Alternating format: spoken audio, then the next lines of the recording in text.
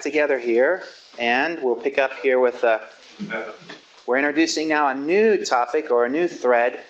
We have to talk about rebellion, and there's a lot of theology of rebellion that shows up in the first 11 chapters. This will get us to the chapter 11 of the book of Genesis.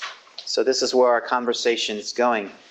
And it's interesting that Moses is going to spend so much time as a author, as we've said before, a historian, historiographer. He's going to bring in theology as well as history. So he's going to access his source material and select things that are happening that express and unpack the idea of here's rebellion and here's what it looks like. Here's what it looked like then.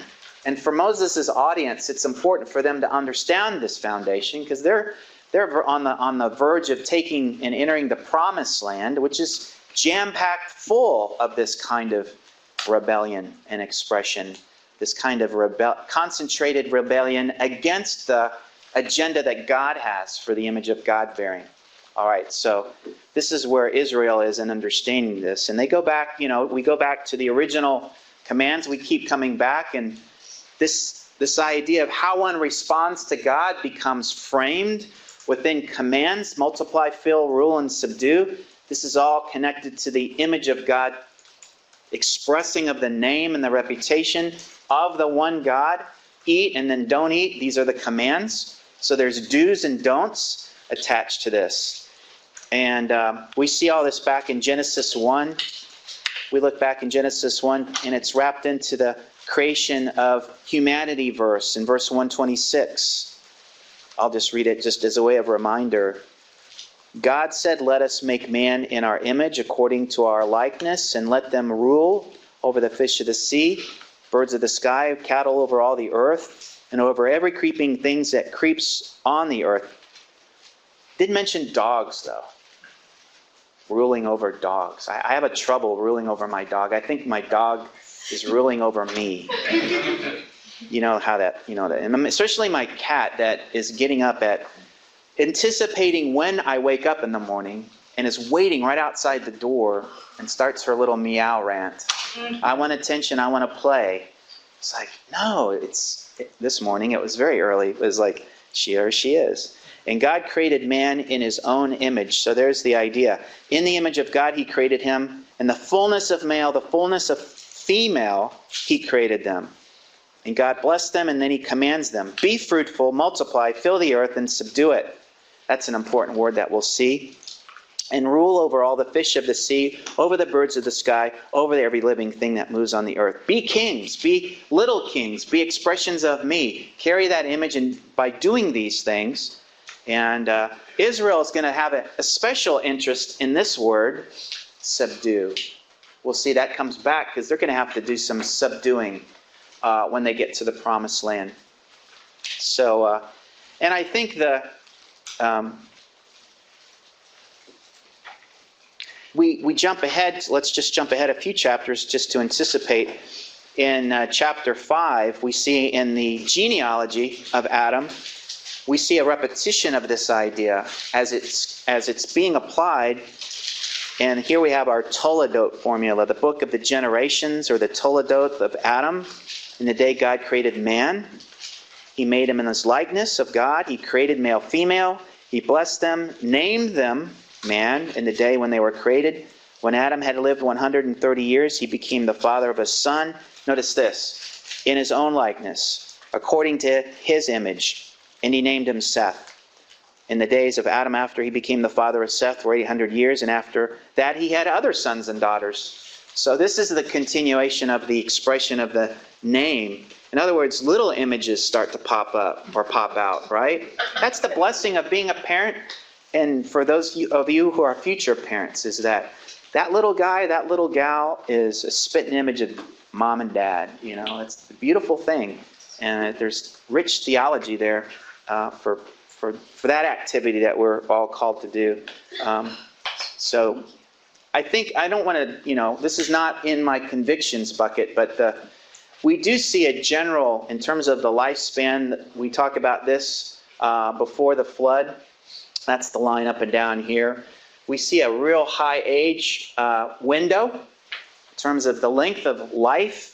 And, scholars will talk about various aspects of this or what's going on, but there were certainly some changes that took place here just on top of or just before the activity of the flood that affected this. So a lot of the image of God, the commands to fill, multiply, rule, and subdue, the blessing of extended life offers more opportunity for that to occur. So Adam, I think there's a lot of emphasis behind that.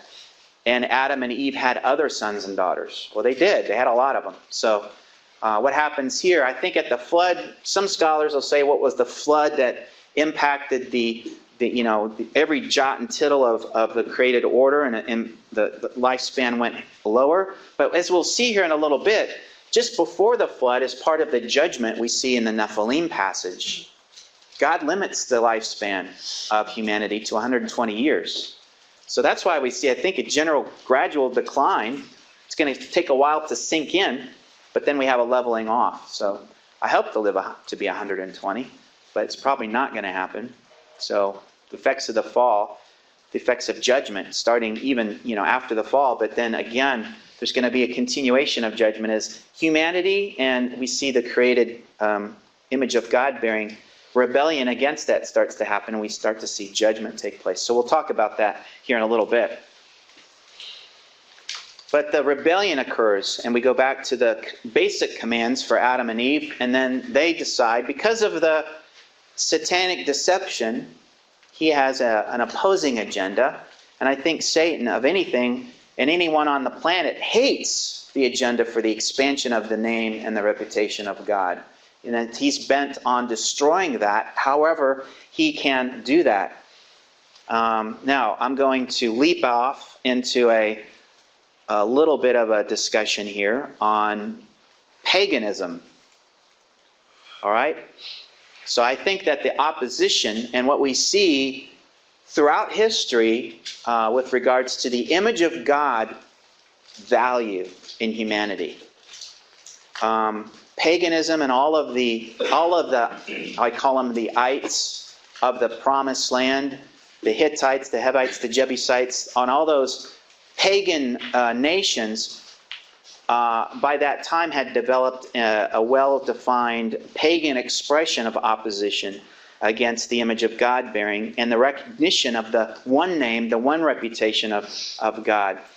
And this is what we're going to see as we move through, even into the struggle over this in all of its forms. We have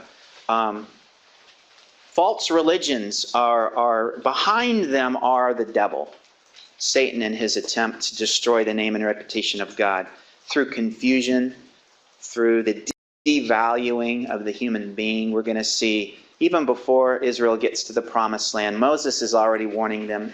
They're sacrificing their children to the gods of Molech. In the temples where there are, the international houses of Baal, I call them the IHOBs, they're having temple prostitution.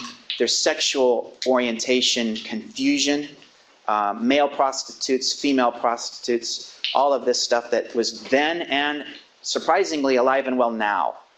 So this thing hasn't gone away.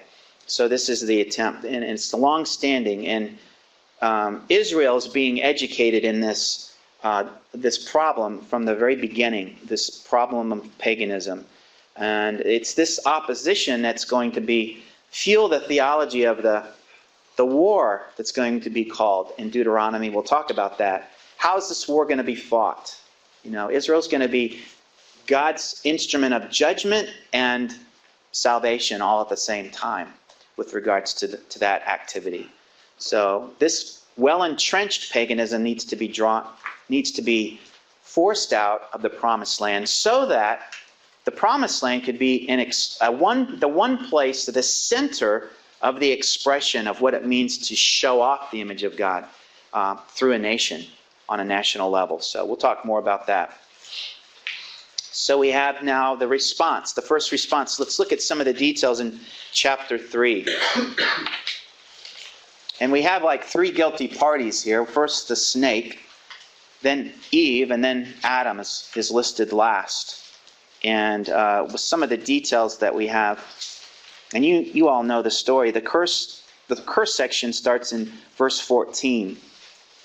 Because you've done this, cursed are you, and he's talking to the serpent or the snake. Cursed are you more than all of the cattle, more than every beast of the field. On your belly you shall go, and dust shall you eat all the days of your life.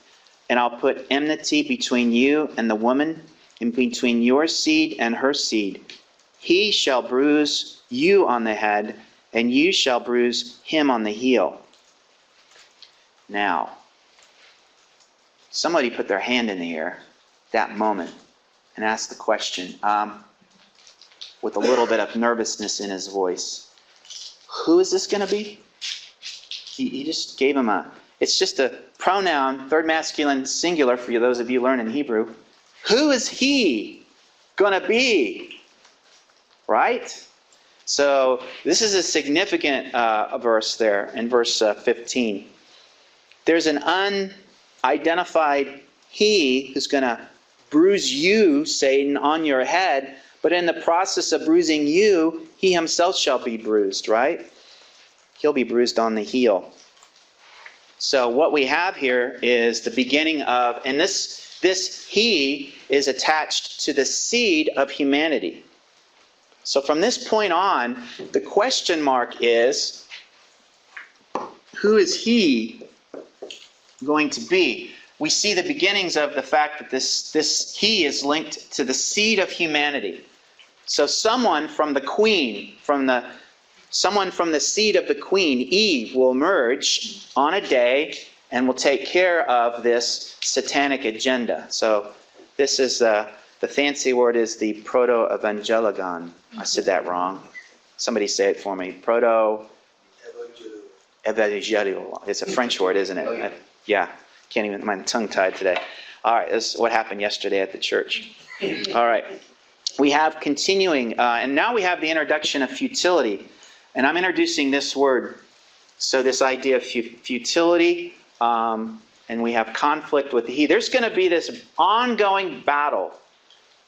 As the seed of humanity, you might say, is passed through, the baton is passed on from patriarch to patriarch. It comes off the ark, passed on to Abraham, Isaac, Jacob, Joseph, and on down the line. We're expecting one to come forth from this seed, from this promise, to take care of business. So that's going to be now a newly introduced theme that we're going to have to keep track of. And then Eve, we have her curse there beginning in verse 16. To the woman he said, I'll greatly multiply your pain in childbirth. In pain you shall bring forth children, yet your desire shall be for your husband, and he shall rule over you, but he shall rule over you. So there's going to be conflicts within the relationship of the male-female. There's going to be futility in the function of the multiplication, the command that God has given them to multiply and fill. All of that will be met with futility. And Adam as well, there's going to be futility introduced. To Adam, God said, because you've listened to the voice of your wife and have eaten from the tree about which I commanded you to not, cursed is the ground because of you, and toil you shall eat of it all the days of your life. Thorns, thistles shall grow for you. You shall eat the plants of the field. By the sweat of your face you shall eat bread, till you return to the ground, because from it you were taken, for you are dust, and to dust you shall return.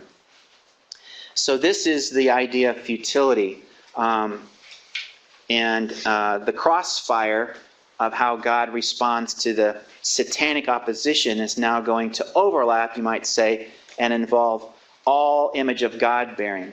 It's going to be met with futility. Now it's interesting, this idea of futility. Let's turn to the New Testament. The New Testament and the book of Romans, chapter 8. And, we're a little bit further along in salvation history. And Paul's reflecting for his audience, looking back and looking ahead in terms of a group of people who may have been dealing with persecution in all matters related to first century being a Christian. And I'll start reading here. And interesting, Paul unpacks a little bit of this idea in terms of why futility. And what is it all about? For he says in verse 15, for you have not received the spirit of slavery leading to fear again, but you've received the spirit of adoption as sons, by which we cry out, Abba, Father. The Spirit himself bears witness with our spirit that we are children of God. So this is a family conversation. And if children, heirs also, heirs of God, and fellow heirs with Christ, if indeed we suffer with him, in order that we might also be glorified with him. For I consider that the sufferings of this present time are not worthy to be compared to the glory that's to be revealed to us.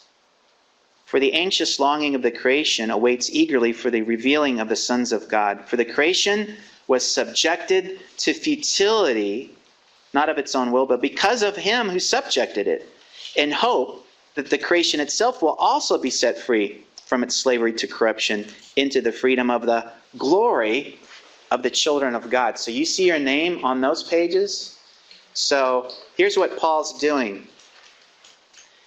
We live in a world, and our experience is, and this is all before we get to Romans 8:28, which we often quote, to people who might be in situations that are experiencing suffering and the experience of futility through prolonged illness, suffering on a hospital bed, premature death, death of a baby, financial job loss, all those kinds of things that are expressions of futility.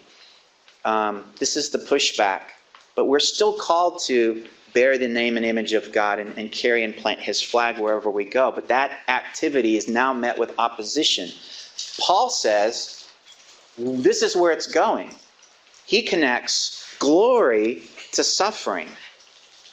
In fact, he talks about there's one who suffered before us. He's paved the way. Its name is Jesus. He's suffered. We suffer with him because we're part of his. We're brothers and sisters with him, in effect. We're part of that family. So we suffer, but look where it goes. Suffering produces a worth of glory not to be compared to any. So there's this eternal value. Glory is a mysterious thing. It's something that comes and has weight. It fills the temple. It pushes out the priests. It's something that's going to show forth or shine forth bright in the future. It's something that we have a way of adding to or producing. We give glory to God through our suffering. So bearing the image of God in the midst of suffering, I think, is something we can safely say. So if you're ministering to people who are suffering, you can encourage them to continue to bear the name and reputation of the Lord through their suffering. And encourage them with the idea that suffering leads to glory. Glory is going to be something that's revealed and celebrated on that day that's coming. So there's a future sense to the finality and the unraveling and the reconciliation of the reason of, you might say, the why behind our suffering. A lot of people ask the question, why? That's a tricky question. We don't, like Job, we don't know. We're not in a privileged position of being able to necessarily answer that question, but we can say what we do know, and that's that future resolution of our suffering. There's glory attached to it, and that's an interesting thing with regards to suffering. What this does, though, for the non-believer, like Richard Dawkins, if you've ever noticed, you don't see a lot of radical, militant, Darwinian evolution atheists unpacking the idea of suffering very well. It's kind of ignored and oftentimes overlooked. It's just survival of the fittest. Be the lion on the African savanna that runs the fastest. That's what life is about. And they don't really, no, suffering is something that science can solve. See? Science becomes their medicine cabinet to solve all the suffering of the world through science. That's their response. So be careful about that. There's an interesting balance there to help our people and our congregations through our preaching and teaching ministries to have a holistic understanding of suffering. Suffering, there's an opportunity to alleviate suffering, but then there's a spiritual level to this suffering. There's a spiritual dimension to the suffering that we can't oftentimes overlook. Sometimes suffering is, and I like this quote by C.S. Lewis. He said, "But pain insists upon being attended to. God," I like this, "whispers to us in our pleasures, speaks to us in our conscience, but shouts in our pains." You've probably heard this before. It is his megaphone to rouse a deaf world. So, interestingly, if you do the homework, a lot of these guys who are really have a strong opinion about the God of the Old Testament, he's a mean, vindictive God, in that long quote that you heard from Richard Dawkins, a lot of them have experienced suffering. Darwin himself experienced the premature loss of one of his children early in life, and sometimes it's hard to recover. People don't recover well from those things. So, can't believe in a God who'd be responsible for this, so I'm not going to believe in God. See? And that's what happens. So we have a great ministry out there in the world that's experiencing futility, and a lot of you deal with this. I know with the people in your churches that you're serving. I'll just spend a little more time talking about this, but the idea is that glory is produced in the storm. And if any of you were here last year, Dr. David Allen, the former dean of our School of Theology, gave a wonderful chapel address where he threw out this line. Basically, in a nutshell, it's a summary, but there's glory in the stars and the scars. I like that. You remember that one? Glory in the stars and the scars. And that's what Paul is saying in Romans chapter 8 here, I think. The reality is we do live in a world that's been subjected to futility, but purposeful. There's no neutrality in our world with regards to this, is there not? The futility affects everyone, whether or not they're part of the faithful remnant or the rebellious majority. Everybody has to go through exile. That's the biblical account of this. The answer to the question of why is different for each group, though. But the answer is always for the faithful remnant that God has not given up on us. And he does have a future and a hope for us in our future. So the encouragement is always there for the faithful, so that when we see the prophets speaking to their groups at various times, pre-exile, during the exile, post-exile, they're always pointing people to the day of the Lord, which is really encouraging. So that hopefully you're seeing that come out in our message a little bit. So the cycle of rebellion continues. Now we continue to move the cycle of rebellion, and we're back to Genesis, into more of the text. So let's go back to Genesis 3, and we're going to slightly accelerate. So immediately, it's interesting, after just 8 verses into chapter 4, we see evidence of this futility, the evidence of this rebellious sin that's now invaded the image of God bearing. We have our first murder between the brothers Cain and Abel. So we see again, like Adam from the garden, Cain is also going to experience his exile. And let's look at the genealogy of Cain in Genesis 4:16 through 24. Let's look at that together. We're in chapter 4 and verse 16. Then Cain went out from the presence of the Lord and settled in the land of Nod, east of Eden. And Cain had relations with his wife, and she conceived and gave birth to Enoch. And he built a city and called the name of the city Enoch, after the name of his son. Now to Enoch was born Arad, and Arad became the father of Mehujael, and Mehujael became the father of Methushael, and Methushael became the father of Lamech. And Lamech took himself 2 wives. The name of the one was Adah, and the name of the other was Zillah. And Adah gave birth to Jabal, and he was the father of those who dwell in tents and have livestock. And his brother's name was Jubal, and he was the father of all those who played with the lyre and the pipe. And let's see, how far did I want to go? Down through verse 26. And Adam had relations with his wife again, and she gave birth to a son and named him Seth, for she said, God has appointed me another offspring in place of Abel, for Cain killed him. And to Seth, to him also a son was born, and he called his name Enosh. The men began to call upon the name of capital Lord, Yahweh. Then men began to call upon the name of the Lord. So just a couple things I wanted to point out. How the focus of the narrative continues to, you might say, keep track of that godly line. So the seed idea, where do we have the seed? So we're keeping track of the he. Somewhere through this godly line now will emerge one who will accomplish this agenda to respond to the satanic agenda against the image of God-bearing idea. And we see that kept track of in the genealogies. These are going to be traced and kept track of, as you know, all the way through to the New Testament. And the gospel authors, Matthew, for example, will trace the genealogy all the way back to Adam in this way. So patriarchs to Adam, to the patriarchs, connecting to King David, and then to the Messiah. And we see it in verse 26 in chapter 4, a little bit of the beginnings of this image of God-bearing. The godly line here begins to call upon the name of the Lord. Let's turn over to Exodus chapter 6 a little bit. This may have been one of those tricky quiz questions that I asked. Exodus chapter 6, verse 3. No, I don't want to turn there. Exodus chapter 6, verse 3. I was in Genesis.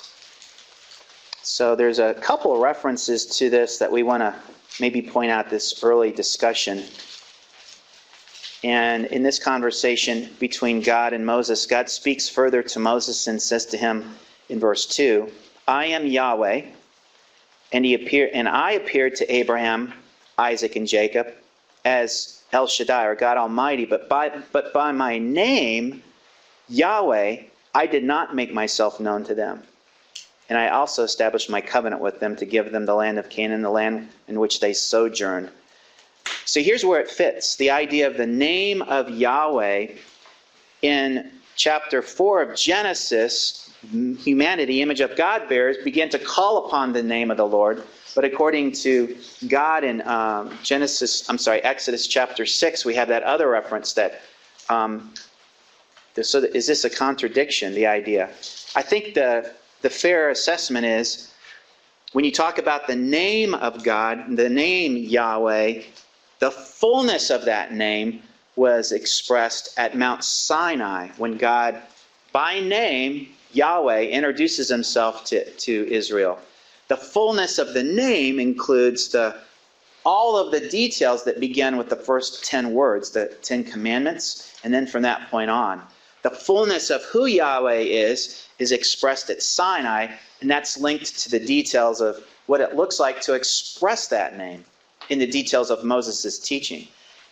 But did Abraham, Isaac, Jacob, those guys, those patriarchs, they have access to all of that? No, just basically the plain Jane name with a few extras. Basic commands, go from point A to point B, go to the promised land.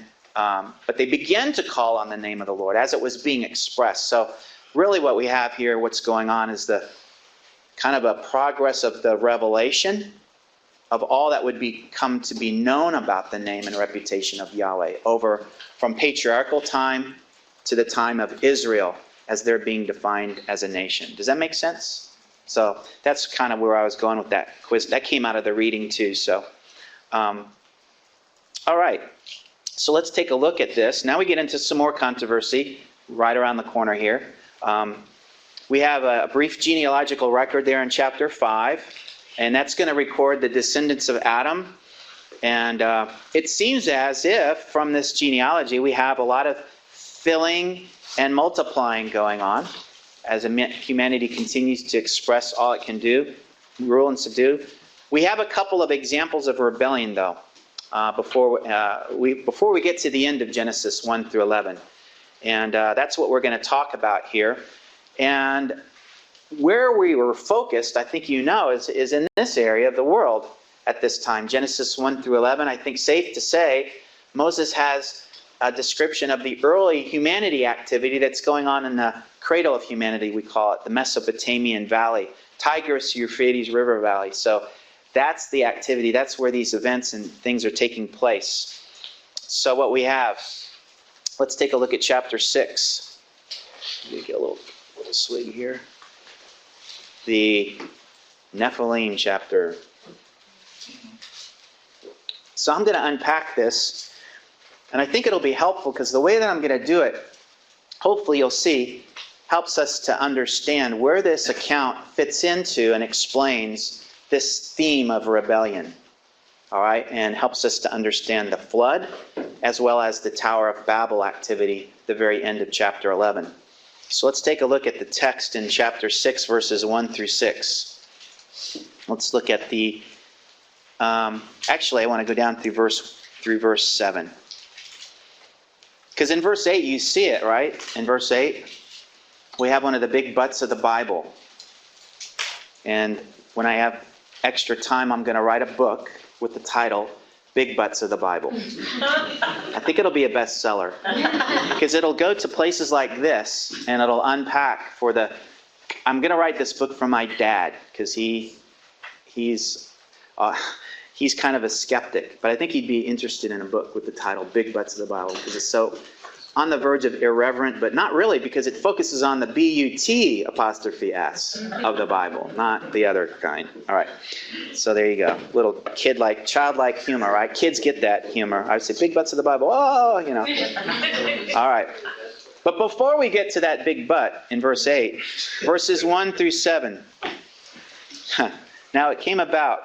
Now that's all been recorded. Great. Okay, we're going to have to edit that out. No, I'm just kidding. Now it came about when men began to multiply on the face of the land. Now I want to pause there, and I want to skip down to verse 7. And the Lord said, I will blot out man from whom I've created upon the face of the land. So land, between verse 1 and verse 7, it kind of creates a little mini bookend idea. And when you look at study, when you get into hermeneutics, you'll be trained and made aware to look for these called pericopes, sections of text. So it's kind of like a Big Mac sandwich. You've got the meat in the middle and the bread on the outside. So when you've got these kinds of bookend ideas, you want to look at what's in between. And the author here is giving us some explanation, everything in between. So this is the land, I think, that Moses is referring to. Right here. So he's referring to in the face of the land. And he's talking about that. So Moses, here, really, what he's doing here is giving us and I'll show you here in a second, a bullseye that identifies at least what's going on in the immediate context with regards to this rebellion. So let's talk about it and see where it shows up in the text. So we're obviously right in the middle of the Nephilim passage. But actually there's a lot more going on here than just Nephilim. And we'll talk about the Nephilim here in a little bit. So on the face of the land, and daughters were born to them. Verse 2, that the sons of God saw the daughters of men were beautiful, and they took wives for themselves, whomever they chose. Then the Lord said, my spirit shall not strive with man forever, because he is also flesh. Nevertheless, his days shall be 120 years. That's the judgment we talked about earlier. Then we have kind of in Hebrew an interruption or an explanatory clause. And oh, by the way, clause, I call them. The Nephilim were on the earth in those days. Or you could also say with earth, that's Moses' favorite word for land, the promised land, or eretz. It's the Hebrew word that means land or earth. So there's some translational value there. I might want to stay, because we're talking about, I would argue that the land is Moses is talking specifically about what's going on there. So I might go with land. Earth, the idea of earth, we immediately, our thoughts go to, that's global. That's everywhere around the planet. So I'm not sure that's what Moses has in mind because of the bookend idea that I just explained.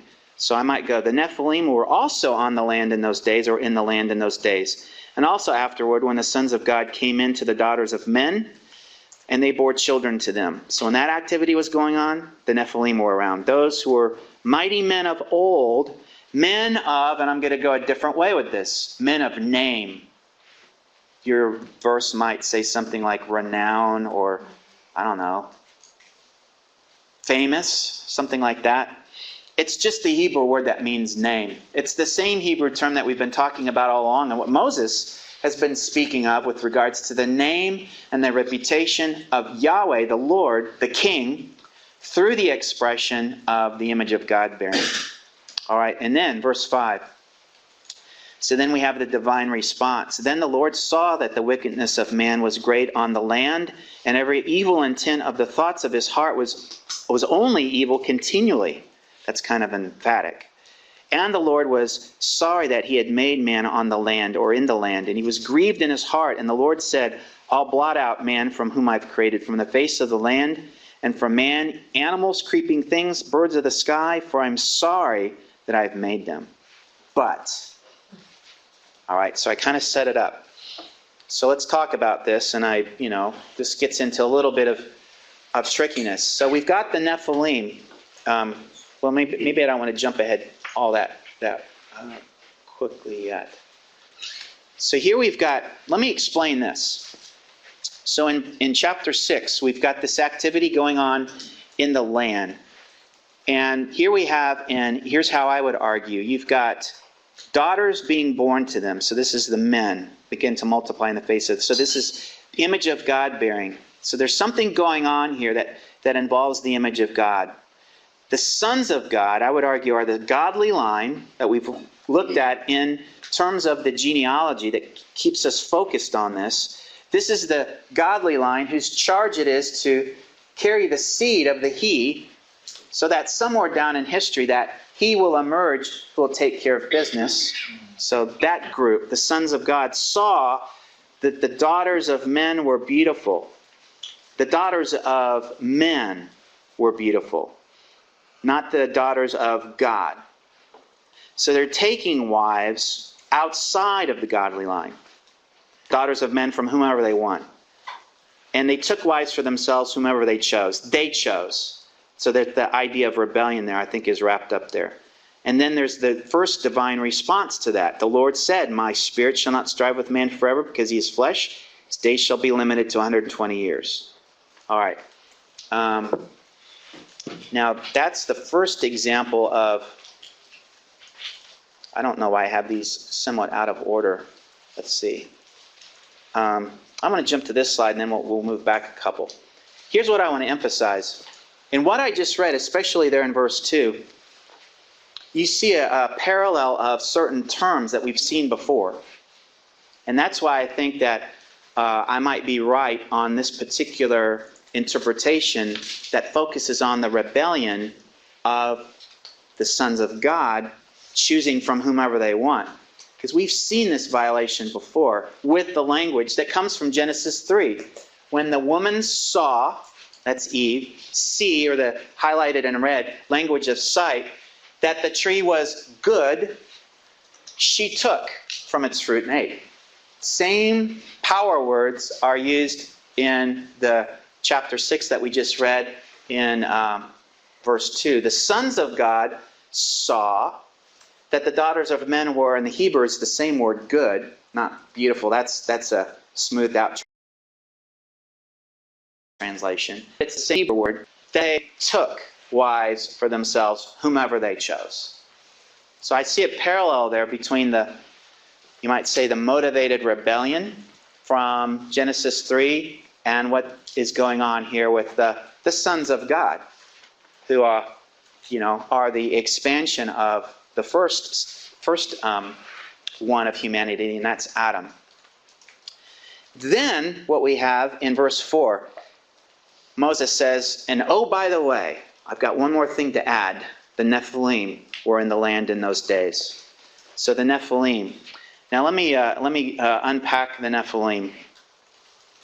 And here's the target that we're talking about. Moses is I made it really big, but it's right here. And he's describing this rebellion that's going on in this proximity. So let's talk about the Nephilim.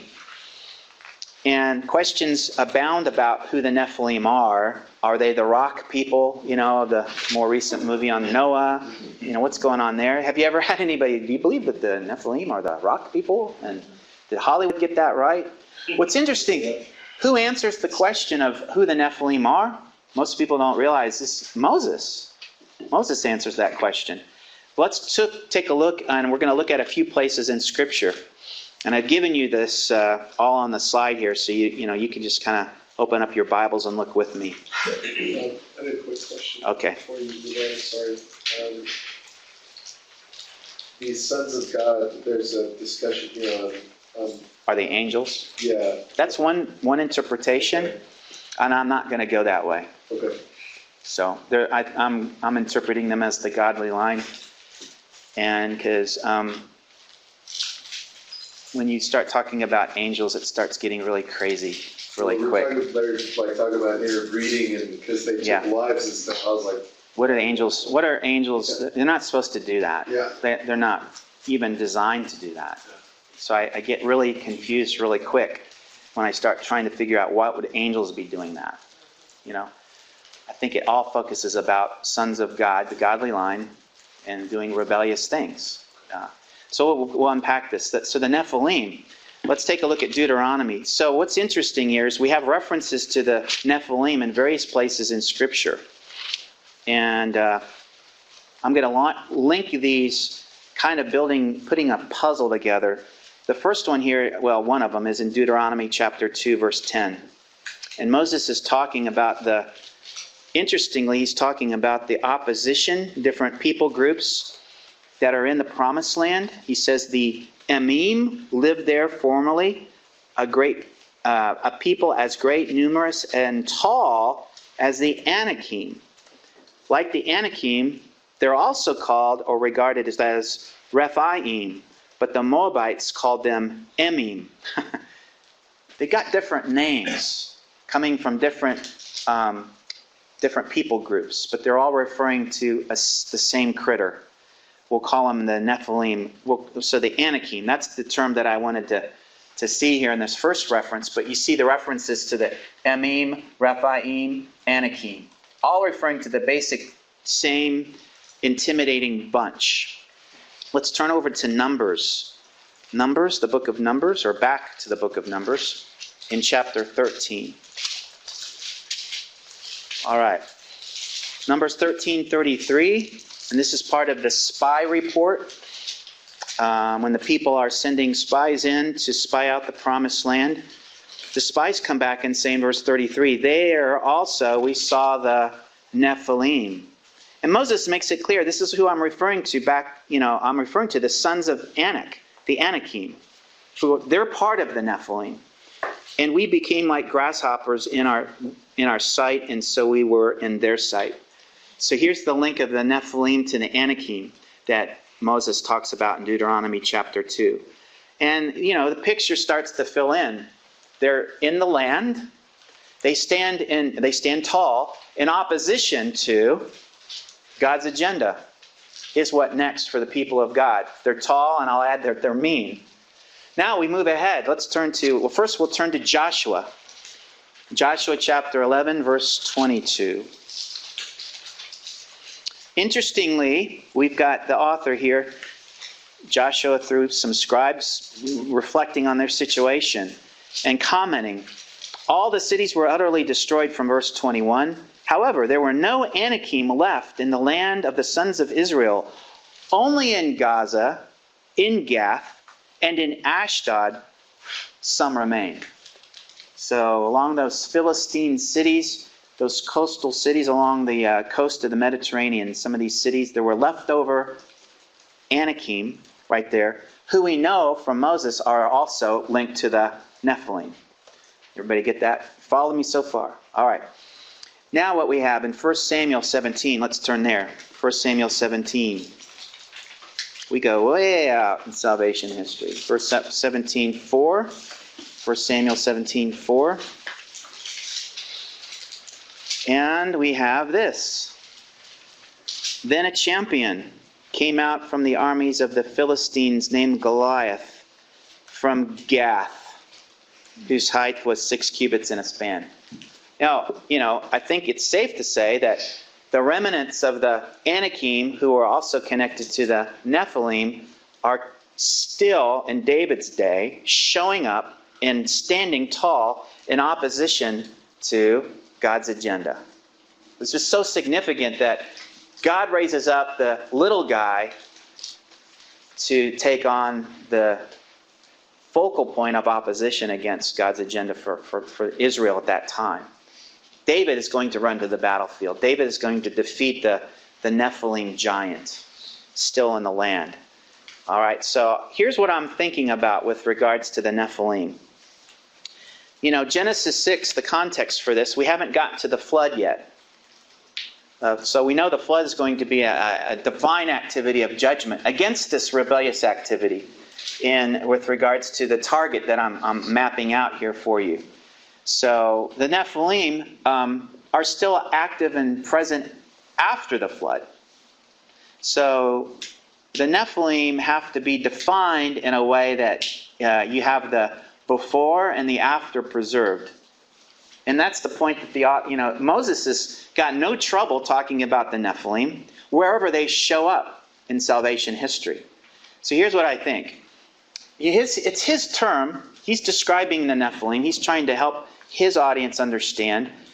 This is perhaps you might say it this way. Nephilim, from the Hebrew word that means to fall, interestingly, is a word that's used to describe this genetically linked rebellion, extreme rebellion. Because the fall of humanity has impacted the DNA. So it's possible for the Nephilim to show up and rise up as an extreme expression of rebellion in the promised land, and it's wrapped up with the sinfulness of the DNA of humanity. So it's kind of a loose term that way to describe the bouncing ball of this kind of rebellion when it pops up, always in opposition to the agenda of God at that time. And could be linked to giantism because of the genetics of it. And, possibly that's what we have with Goliath, certainly.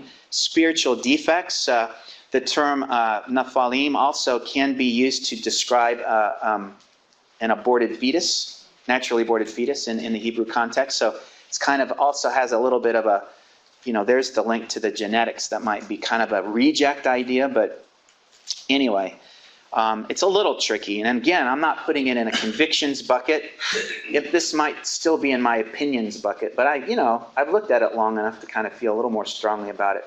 Not something to break a church up over. And I'm fully understand there's different positions on this that you all have heard, and as well as the people in your pews about. But I think what I'm trying to do is stay close to this idea.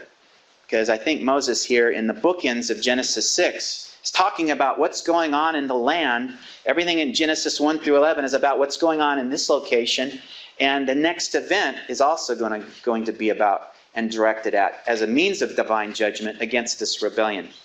So we saw that in the language of, I showed you this slide earlier. So if I go back and read verse 4 out of Genesis 6, I throw in a few extra. That's the rock people. That's not what we're talking about, obviously. Oh, by the way, and just so you know, that's the way in Hebrew you can kind of interrupt a narrative sequence and say, oh, by the way, more explanation. Moses gives it. The Nephilim were on the earth or in the land, not just in Mesopotamia, but everywhere in those days and also afterwards, during the time I just described. That is, when the sons of God were taking wives for themselves and bearing children. Yeah, that's right. And those Nephilim were of old. They've been at it for a long time, men of name. So here you have the idea of what were they about doing. So again, I like my approach because it gets us back to the name and reputation of God idea. These Nephilim are really good at opposing the image of God bearing. They're not doing it. They're in a pagan kind of way, you might say that they're rebelling against the name and name-bearing responsibility that that humanity has been given. So, in its concentrated expression of rebellion. So, these are, maybe linked to genetics, the DNA, this rebellion. It comes up and expresses itself in various times in salvation history. So that's what we have. And in the response, verses 5 through 7, back in Genesis chapter 6, a little bit different. I've just given a Dr. Smith amplified version. And the Lord saw the evil of humanity was great in the land, and that the intention of the thoughts of his heart was evil all the time. And the Lord breathed strongly and groaned, is the Hebrew idea. Right? Over the fact that he had made man in the land, and he grieved in his heart. And the Lord said to himself, like he did when he said, "Come, let us make. I will remove humanity, whom I created, from the face of the land." But this judgment, unfortunately, must also include man, animals, creeping things, and birds of the sky. For I have breathed strongly and groaned over the fact that I have made them. So there's a little bit more going on in the Hebrew there with regards to that. So it's that idea, I think.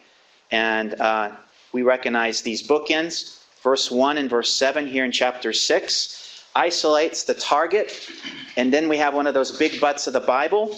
And we go back to Genesis 6, and we transition now to our second break. All right, so let's take our second break. Stand-up break. Let's go for another 8 minutes, and we'll come back and finish.